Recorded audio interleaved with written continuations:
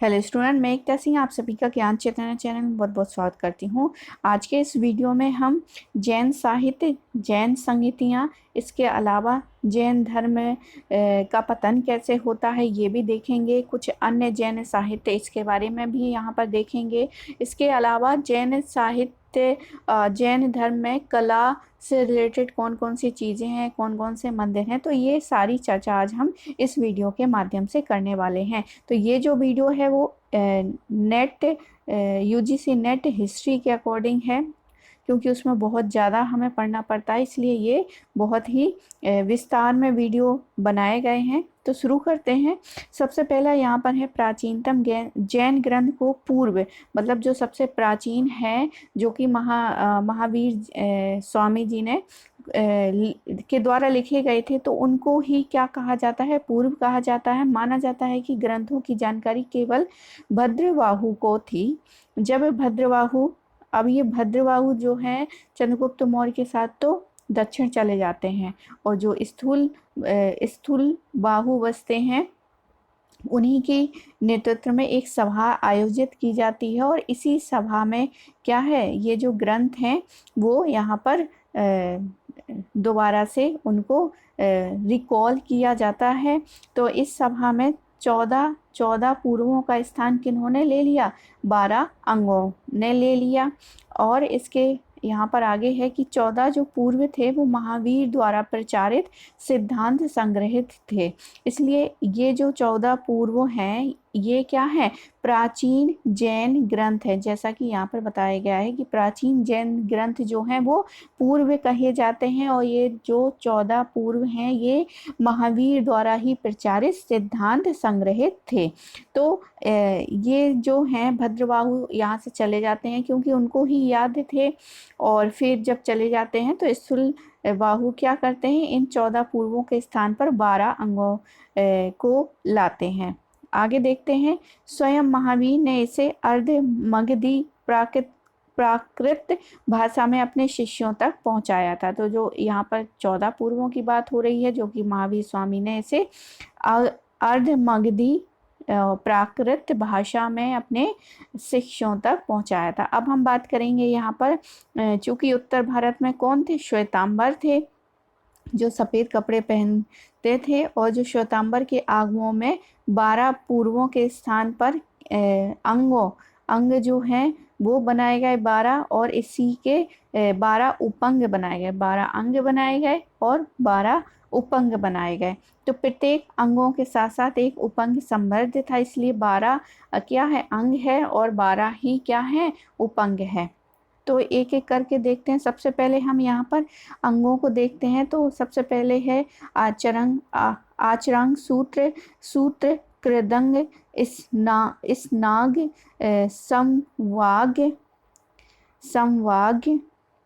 समवाग, भगवती सूत्र, धर्म ज्ञान कथा, उवास गदसाओ, अंतकृच्छा,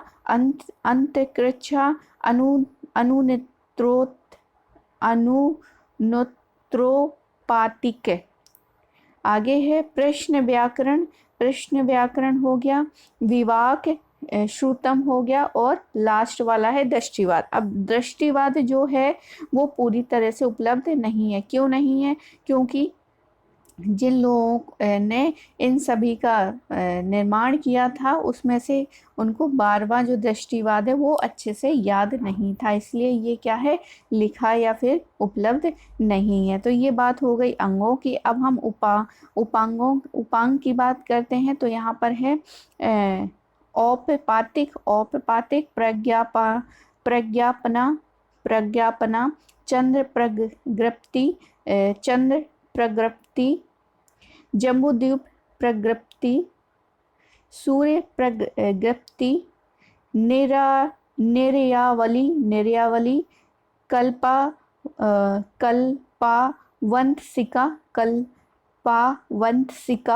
राज प्रश्निक, नीवाभिगम, पुष्पिक, और 11 है पुष्प चूलिका और वैष्णवी दशा। तो ये हो गए उसके उपांग हो गए। अब हम यहाँ पर कुछ और बात करेंगे। यहाँ पर 10 प्रकीर्णि की बात की गई है, तो 10 तो यहाँ पर नहीं है, कुछ महत्वपूर्ण है, तो यहाँ पर ये देख लेते हैं। 10 प्राकीर्ण हैं। चतुराः शरण, चतुआः शरण, संस्तारक, संस्तारक, तंदुल वैचारिका, तंदुल वैचारिका, देवेंद्र शिस्त, वीर स्तव, वीर स्तव, महाप्रख्यान। तो ये क्या है, प्राकीर्ण है, 10 है इनकी संख्या, लेकिन यहाँ पर कुछ महत्वपूर्ण ही दिए गए हैं। अब हम बात करेंगे आगे।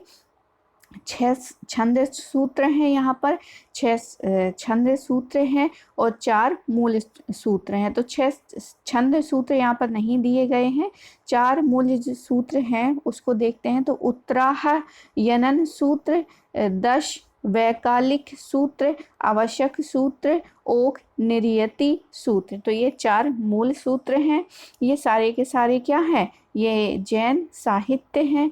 और उसके अलावा हम 6 छंद, यहाँ पर हमने देखा था कि 6 जो हैं छंद सूत्र हैं, तो 6 छंद सूत्र के बारे में देख लेते हैं। अब इनमें क्या है, सूत्र रूप में लिखित इन ग्रंथों में जैन भिक्षुओं और भिक्षुणियों के लिए क्या है, नियमों का वर्णन किया गया है 6 छंद सूत्रों में। अब ये कौन कौन से हैं, तो क्षेत्र सूत्र हो गया, जित कल्प सूत्र, बृहत कल्प सूत्र, निषीध सूत्र, महानिषीध सूत्र, दशा श्रुत, स्कंद सूत्र। तो ये 6 क्या हैं, छंद सूत्र हैं, जिसमें भिक्षु और भिक्षुणियों के लिए नियम कानून का वर्णन है। आगे है, उपरोक्त सभी ग्रंथ की शैली में लिखा गया है। सभी जितने भी ग्रंथ हैं वो सूत्र शैली में लिखे गए हैं। ये तथा ये गद्य और पद्य दोनों में मिश्रित है। तो ऐसा कोई भी नहीं है कि गद्य में लिखा गया हो या पद्य में लिखा गया हो, तो ये मिश्रित है, उसमें गद्य में भी है और पद्य में भी है। आगे है, जैन आगमों को सुव्यवस्थित करने के लिए जैन श्रावकों के 3 सम्मेलन होते हैं। तो सबसे पहले तो यहाँ पर एक सम्मेलन तब होता है जब भद्रबाहु जो है दक्षिण चले जाते हैं, तो प्रथम सम्मेलन तभी होता है। बहुत इंपॉर्टेंट है ये वाले सम्मेलन जो हैं, समितियां हैं, जैन समितियां, क्योंकि एग्जाम में अभी जो पिछला एग्जाम हुआ था उसी में क्या है, यहाँ से रिलेटेड क्वेश्चन पूछा गया है।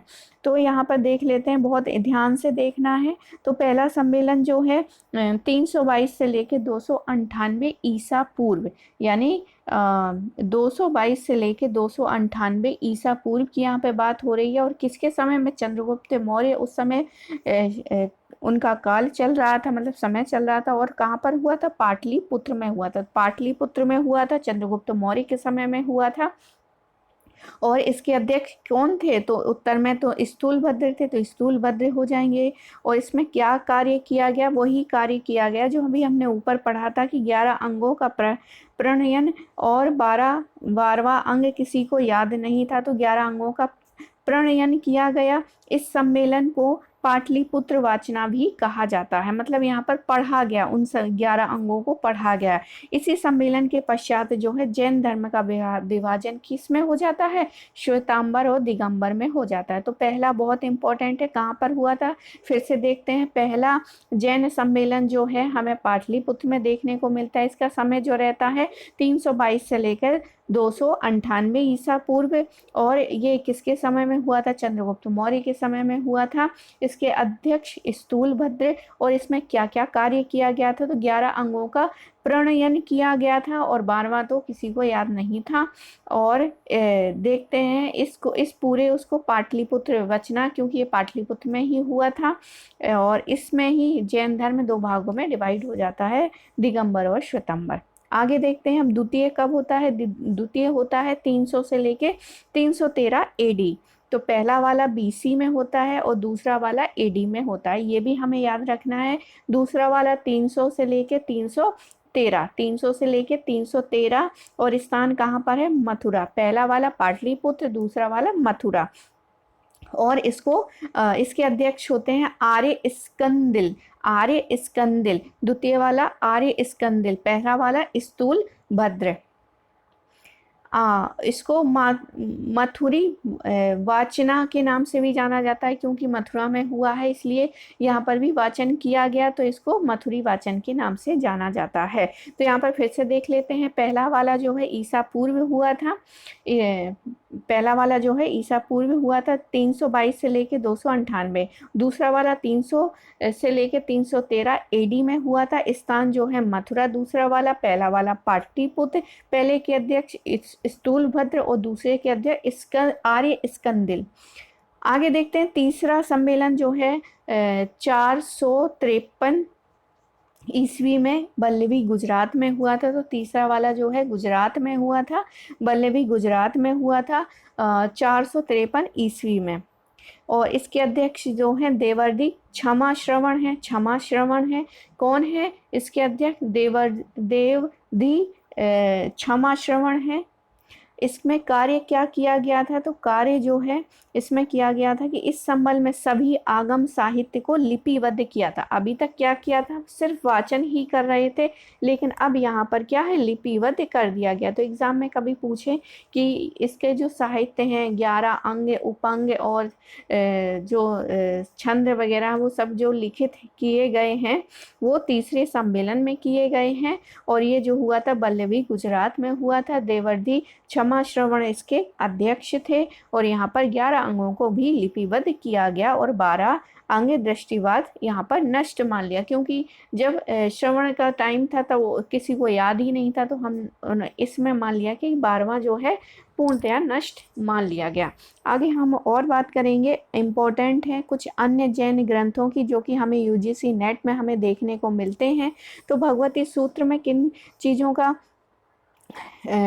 चीज़ों का प्रकाश पड़ता है, किन चीज़ों के बारे में है? तो यह ग्रंथ में 16 महाजनपदों का उल्लेख मिलता है तथा महावीर के जीवन पर कुछ प्रकाश भी पड़ता है। तो भगवती सूत्र में ही 16 जनपदों का उल्लेख मिलता है और महावीर के जीवन से कुछ जानकारी यहाँ पर मिलती है। अब आगे है नया धर्म में कहा सूत्र, नया धर्म में कहा सूत्र, नया धर्म में कहा सूत्र, इसमें महावीर की शिक्षाओं का संग्रह है। नया धर्म में कहा सूत्र इसमें महावीर की शिक्षाओं का संग्रह है।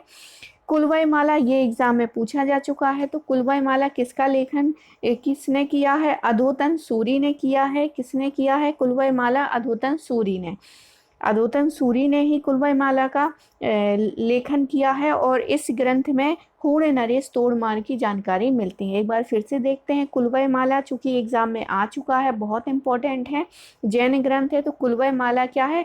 अधोतन सूरी का लेखक हैं इसके, और इस ग्रंथ में हूण नरेश तोड़मार की जानकारी हमें मिलती है। तो एग्जाम में किसी भी उसमें पूछ सकता है कि कुलवय माला के लेखक कौन है, या फिर कूट में दे रखे होंगे तो हमें लेखक का मिलान करना है। इसके अलावा ये भी पूछ सकता है कि कुलवय माला में किस नरेश की जानकारी मिलती है। तो हूण नरेश की जानकारी हमें मिलती है कुलवय माला से। अगला देखते हैं। अगला जो ग्रंथ है जैन ग्रंथ भद्रबाहु चरित्र का, भद्रबाहु चरित्र। और ये चंद्रगुप्त, अब भद्रबाहु है तो भद्रबाहु से ही आप लोगों ने पढ़ा है कि चंद्रगुप्त मौर्य के साथ दक्षिण में गए थे, क्योंकि उस समय जो मगध में है अकाल पड़ा था, बहुत ही बुरी तरह से अकाल पड़ा था, इसलिए ये दोनों दक्षिण में चले जाते हैं। तो बिल्कुल यहाँ पर भद्रबाहु चरित्र में किसकी जानकारी मिलेगी? चंद्रगुप्त मौर्य के राज्यकाल की घटनाओं पर प्रकाश पड़ेगा। आगे है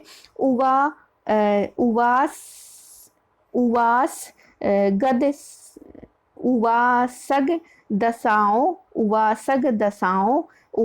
दशाओं। इसे जैन ग्रंथों में उपासकों के जीवन संबंधी नियम एवं आचरण का उल्लेख मिलता है। तो उवासक दशाओं, उवासक मतलब उपासक, इन्हीं से संबंधित नियम और आचरण से संबंधित यहाँ पर प्रकाश पड़ता है, जानकारी मिलती है। अब आगे है कल्पसूत्र का। कल्पसूत्र के लेखक है भद्रबाहु है। कल्पसूत्र के अनेकांतवाद जो हैं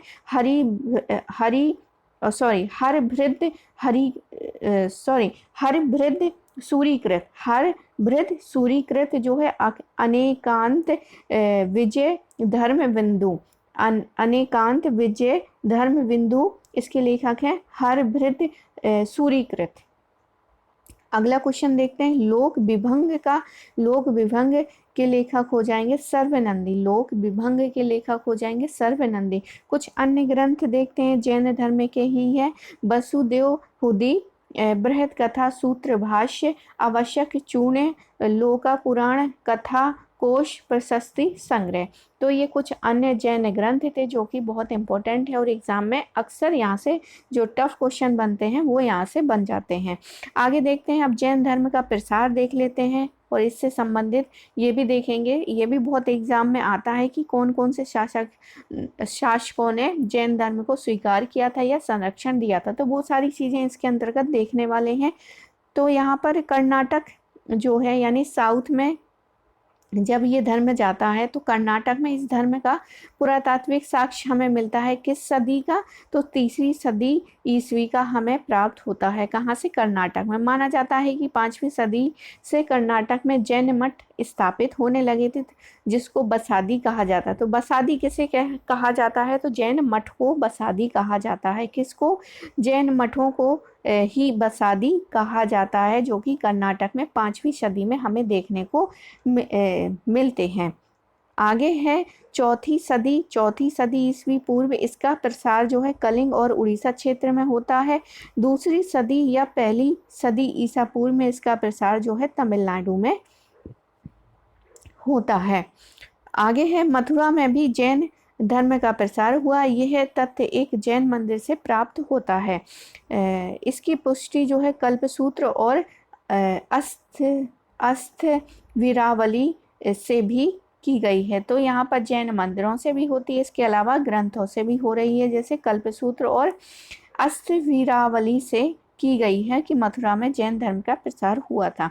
आगे है जैन मुनि कालकाचार्य की कथा से ज्ञात होता है कि उज्जैन जो है, उज्जैन मतलब एमपी में है उज्जैन, और जैन धर्म का प्रसार जो है 1ली शताब्दी में हुआ था।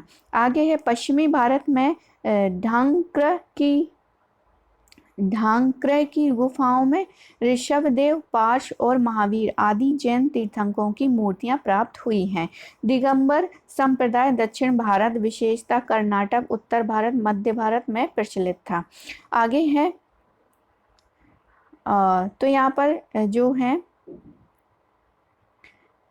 कि दिगंबर कहाँ पर था? तो दिगंबर हमने देखा था कि दक्षिण में चले गए थे भद्रबाहु, और वहाँ पर यहाँ पर क्या हुआ था? कर्नाटक, उत्तर भारत, मध्य भारत, इन सभी में दिगंबर जो हैं वो काफ़ी फेमस हैं। और इसके अलावा देखते हैं मणिमेखलाई में अधिकांश जो है दिगंबर साधु का उल्लेख है। वनवासी के कदेव राज्य में विभिन्न जैन संप्रदाय के लोग रहते थे, जैसे दिगंबर, निग्रंथ। सुदूर दक्षिण में जैन संप्रदाय ने एक मूल संघ बना लिया था। तो ये कुछ है जो दिगंबरों से रिलेटेड है। तो दिगंबर है, निग्रंथ है, यापनीय है, कुरचक है, श्वेतपट, ये सारे के सारे कहाँ पर थे? दक्षिण भारत में। श्वेतांबर संप्रदाय देखते हैं कहाँ कहाँ फैला था? गुजरात में, राजस्थान में, मध्य भारत में, पंजाब में और हरियाणा में प्रसार हुआ था। किसका? श्वेतांबरों का।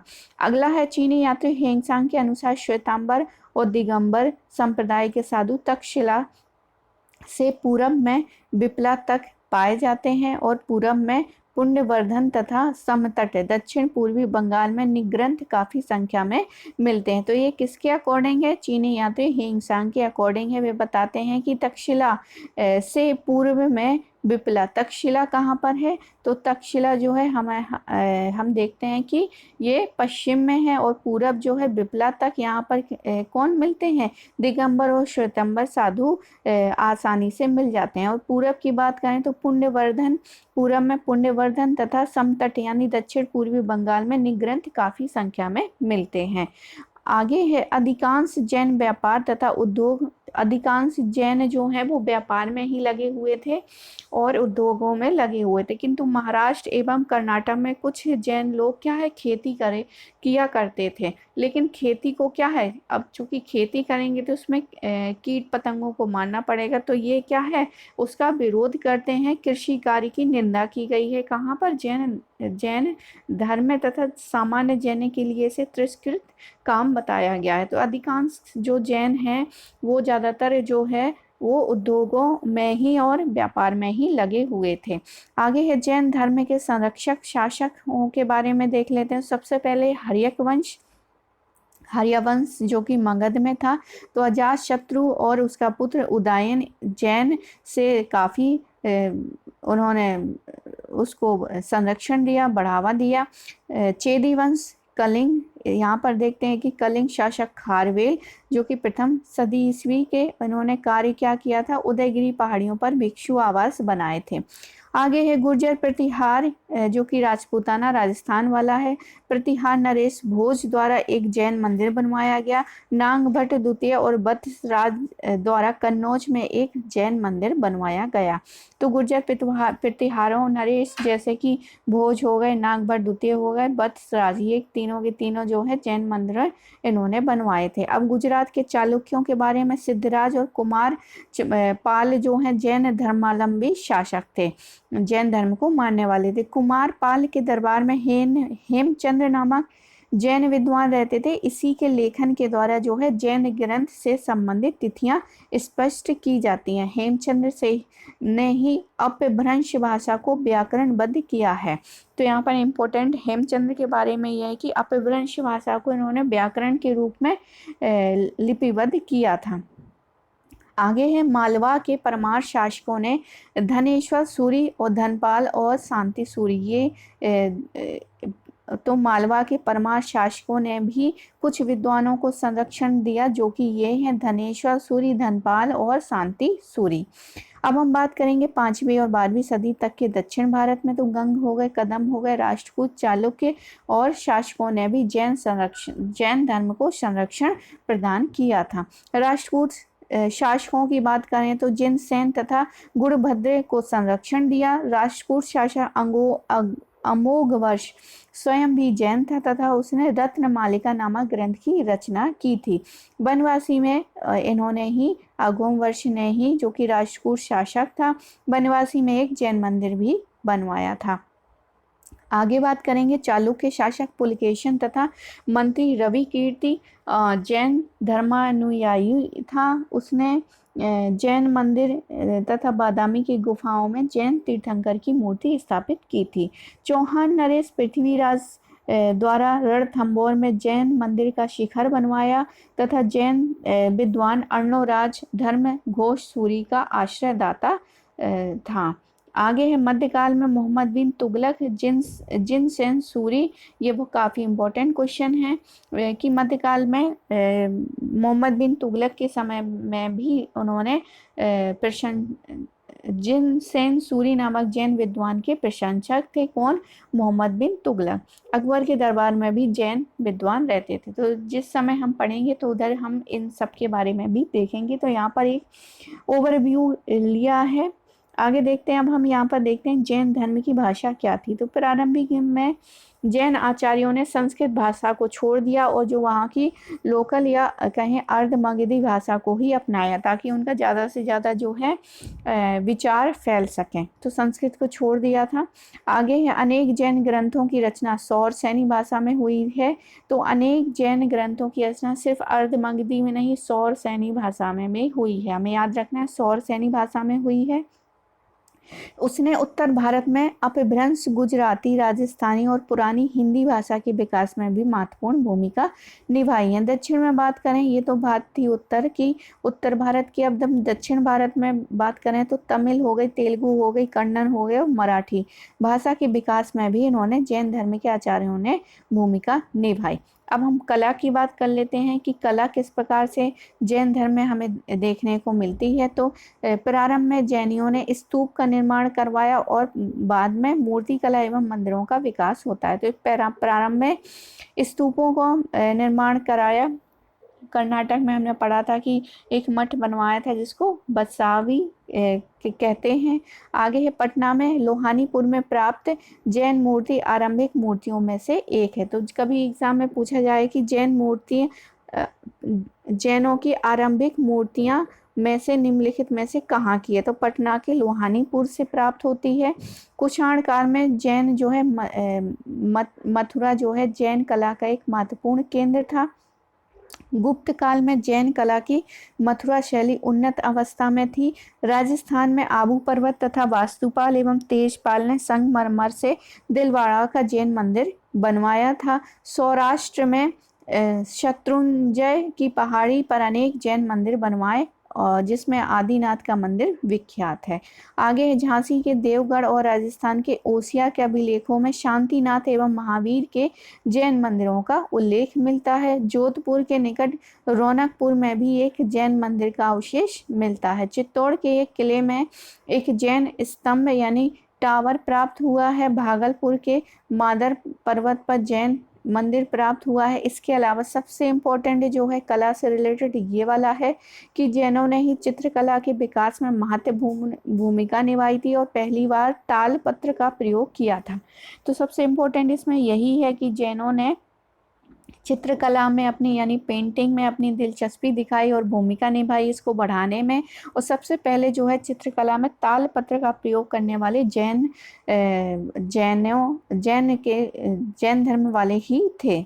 जैनियों में 4 वरों का सिद्धांत था। कौन कौन से वरों का सिद्धांत था? शिक्षा था, अन्न था, चिकित्सा था और आवास। शिक्षा था, अन्न है, चिकित्सा है और आवास काफी लोकप्रिय थे। मथुरा में सन 740 ईस्वी में पूज्यवाद के शिष्य वज्रपाणि द्वारा एक द्रविड़ संघ की स्थापना की गई। श्रवणबेलगोला के समीप चामुंडराय द्वारा बाहुबली की विशाल जैन प्रतिमा गोमतेश्वर के नाम से बनवाई गई थी। आगे अब हम बात करेंगे यहाँ पर जैन धर्म के पतन के कारण। तो ये जैन धर्म का पतन क्यों हो गया? तो जाति प्रथा के दर्शन को इन्होंने मतलब अपने जैन में जाति प्रथा को इन्होंने बनाए रखना, इसलिए क्या है इनका पतन हो जाता है। नियम बहुत कठोर थे, मतलब कोई कृषि भी करेगा तो उसको बहुत निंदा की दृष्टि से देखा गया था। तो बहुत कठोर नियम थे, हिंसा नहीं करना, ऐसी कोई चीज़ नहीं खाना जिसमें कीड़े मकोड़े होते हो।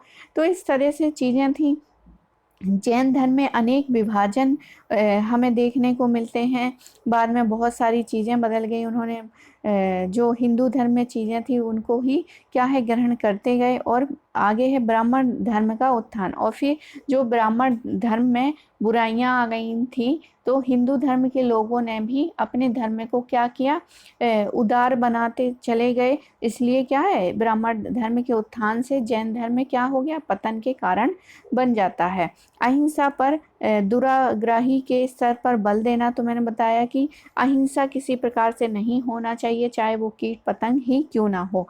उचित राज्याश्रय का अभाव। उचित राज्याश्रय का अभाव मतलब यहाँ पर जो है उस समय जो राजा हुआ करते थे उन्होंने इस धर्म को ज़्यादा संरक्षण नहीं दिया, इसके कारण भी इसका प्रचार प्रसार होना क्या है संभव नहीं हो पाया और क्या है पतन की ओर चला जाता है। संगठनात्मक कमजोरी यहाँ पर देखने को मिलती है, बहुत संगठन होकर कार्य नहीं किए गए, इसलिए भी क्या है ये पतन होता चला गया। कृषि कार्य की आलोचना। अब कृषि जो है जो वही कृषि के द्वारा ही हमें अन्न ग्रहण मिलता है, तो इसको करने की आलोचना की गई है। तो बहुत सारे लोगों ने अपनाते हुए भी अपनाना चाहते थे, लेकिन चूंकि वो कृषि कार्य करते थे इसलिए नहीं अपना सकते। बहुत सारी चीज़ें रही होंगी जिस कारण से ये सारे पतन की ओर क्या हो गया, अग्रसर हो गया।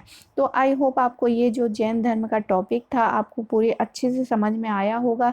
थोड़ा सा टफ है लेकिन उसको बार बार हम पढ़ेंगे। जैसे कि संगीतियाँ बहुत इम्पोर्टेंट है, जैन साहित्य एक बार हम उसको रीड कर लेंगे तो हमारे दिमाग में आ जाएंगे कि 12 अंग है और उसके 12 उपअंग है और कौन सा भूल गया है और फिर उसको लिपिबद्ध या फिर नष्ट मान लिया गया। ये सारी चीज़ें बहुत इम्पोर्टेंट है। और कुछ अन्य ग्रंथ हैं उनको भी बहुत अच्छे से देखना है और किन किन राजाओं ने संरक्षण दिया है वो भी एग्जाम में अक्सर पूछने को और देखने को क्वेश्चन हमें मिलता है। तो आई होप आपको ये वीडियो पसंद आया होगा। पसंद आया हो तो प्लीज़ लाइक करें, शेयर करें और सब्सक्राइब करें। पूरा वीडियो देखने के लिए आप सभी का बहुत बहुत धन्यवाद। मिलते हैं एक नए टॉपिक के साथ।